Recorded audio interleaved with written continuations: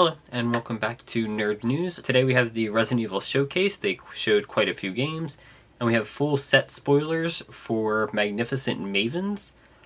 Set's looking really good. Let's get started. First up, we have the RE Showcase, and it was really good. We got more information on Resident Evil Village, the DLC, the winter expansion. Looks really good. You play as a 16-year-old Rose from the first game. I think it's the baby. I haven't beat the game yet, but this is a reason to go back and beat the game, at least for me. I kind of just fell out of it, but I gotta go back and finish it because this looks really good. We also got new information on RE-verse, which didn't really interest me too much, so I honestly don't really remember it. Wasn't anything crazy. I think they're doing a beta test for it, but you'll see that in the trailer as it plays. And we got more information on Resident Evil 4 Remake, which I'm really excited for because I have not played the game yet, like the original game yet at all, and I want to play it. So I'm probably just going to wait for this remake because I do like Resident Evil 2 and 3 Remake, so I'm probably just going to wait for the remake, but this looks fantastic. They also announced a collector's edition that comes with a Leon statue, and that pre-orders were going up today. I was happy with this one. I'm really looking forward to the Resident Evil 4 Remake, but the Village DLC looks pretty good as well. Next up, we have Digimon World Next Order announced. It's coming February 22nd, 2023, and the game looks really good. As you see the trailer, this is just the announcement trailer for it, but it'll be Switch and PC. After Digimon Survive, which didn't really get a whole lot of good reviews, although I still think it looks really good for what it is. Didn't get a whole lot of great reviews. This looks to be more like what people, I think, were expecting, just another Digimon World game. So I'm sure Digimon fans are excited. I kind of want to pick this up and play it. I picked up some Digimon games on the PS4, but haven't had a chance to play them yet. Got to get more into Digimon, because Digimon looks really cool.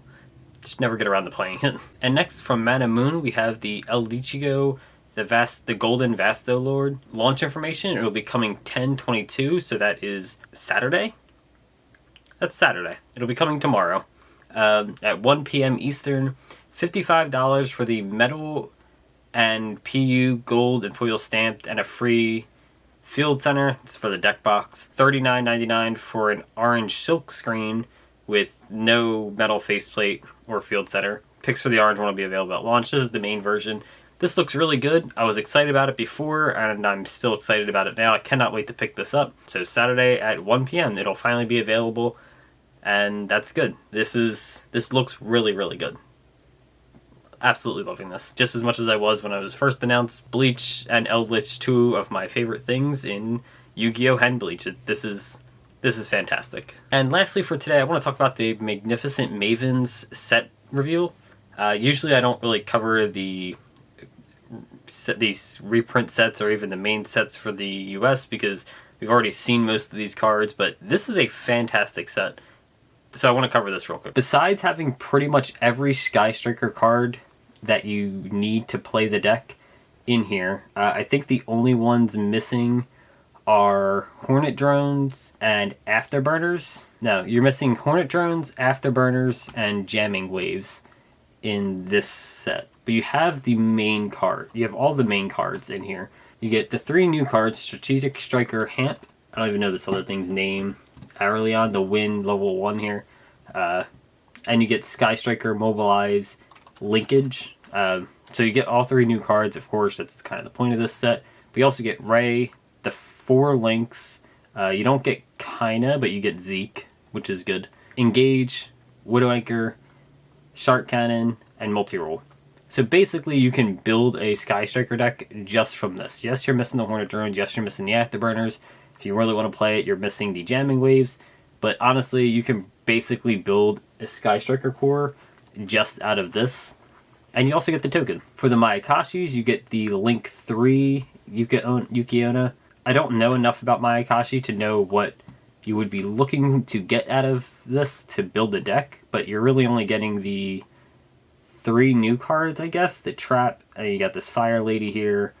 This Wind one, and then one of the Synchros, and Mayakashi Returns. These are the only cards you're getting from Mayakashi.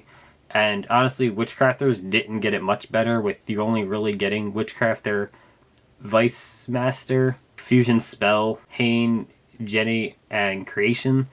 So again, you really don't get a full core of this. You only get the core really for Sky Striker. But that's fine.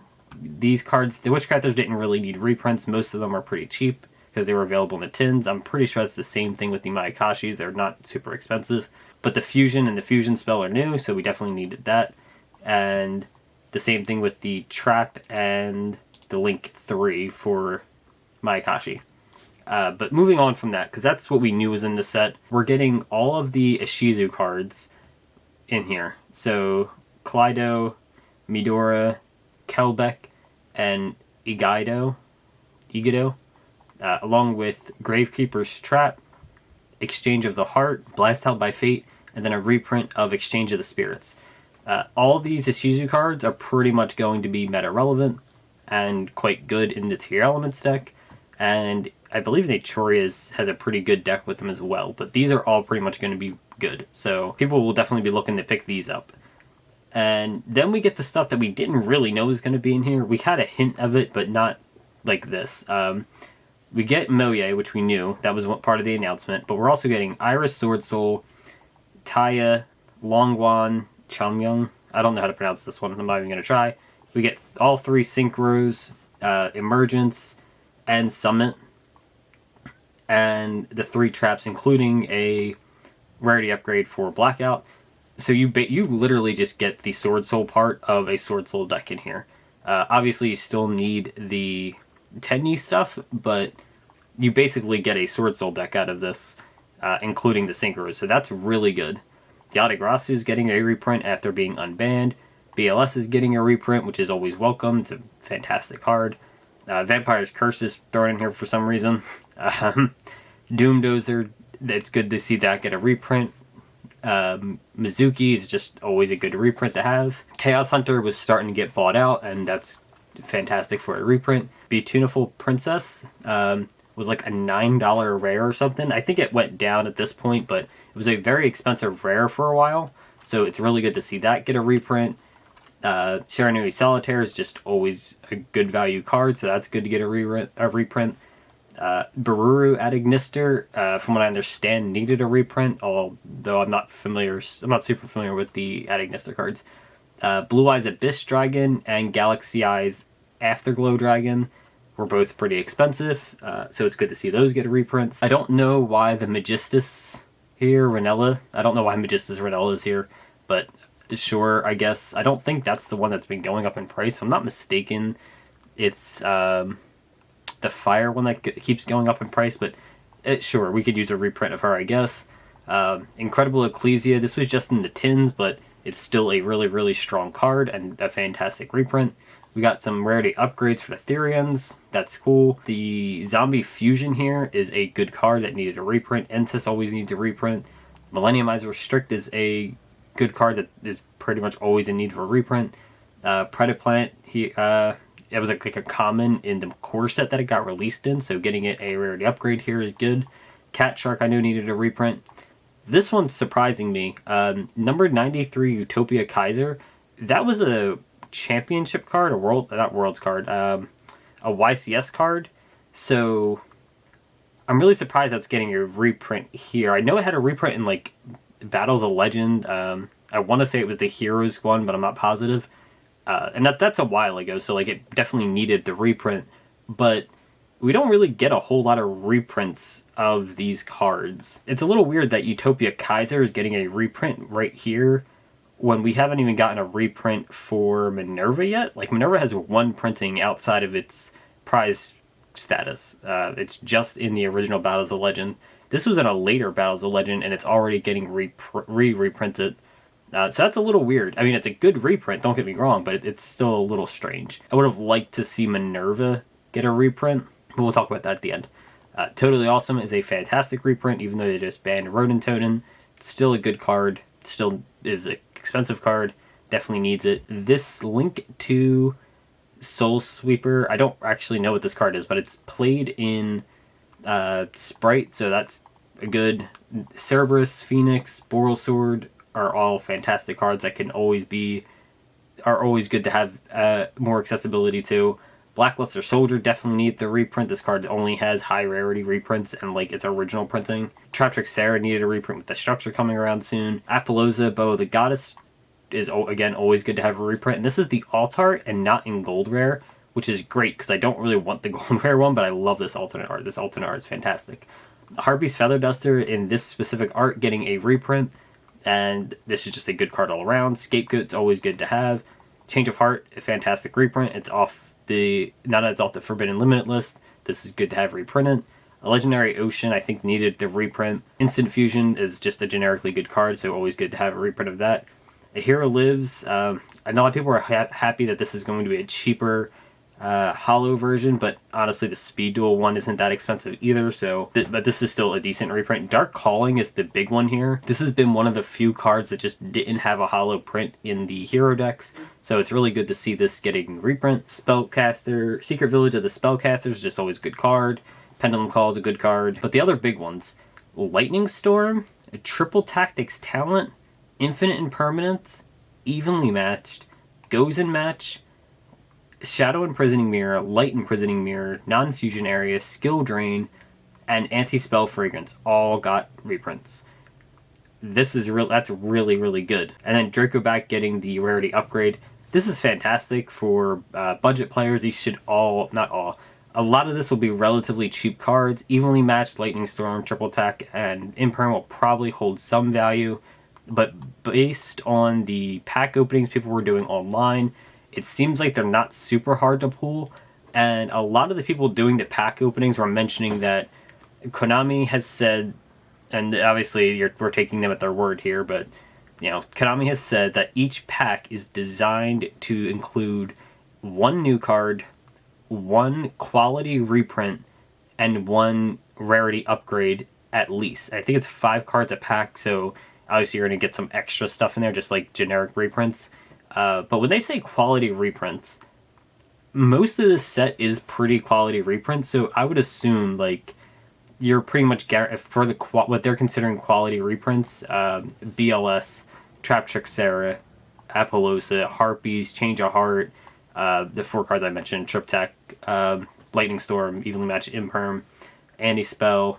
Those are the kind of cards I see as the quality reprints that they're talking about, at least in my mind. Like, that's what I assume they mean when they say quality reprints.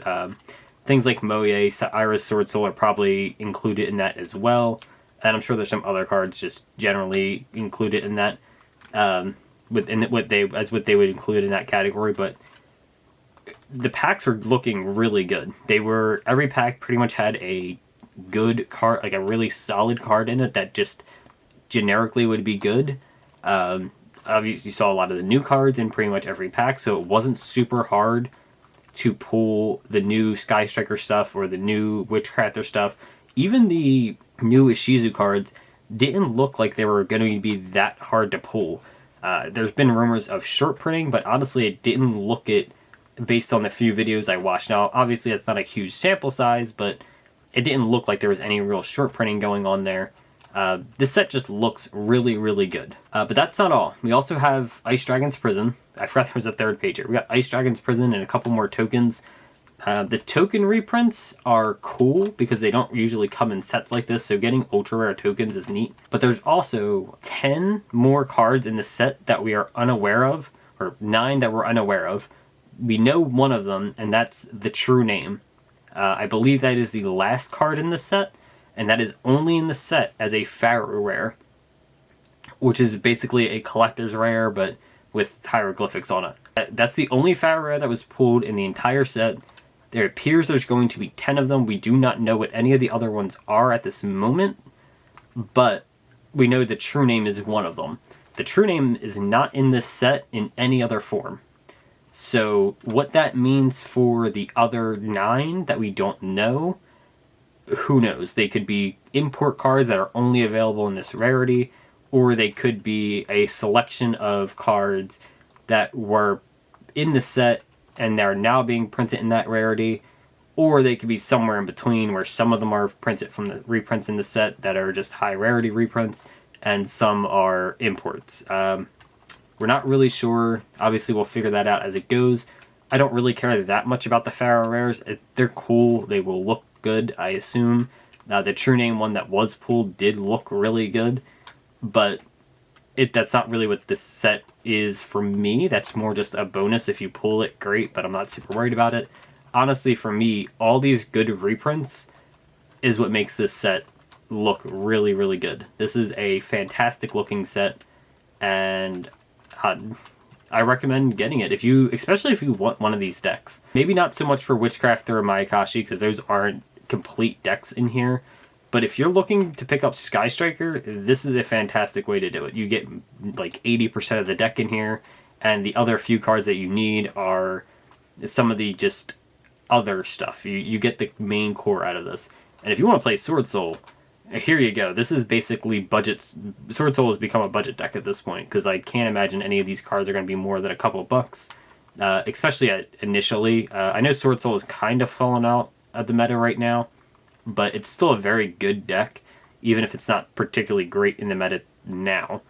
But this is a good way to get that deck if that's the deck you want to play. This is good. This is a very good set. I did not expect this set to be this good. I think this is fantastic.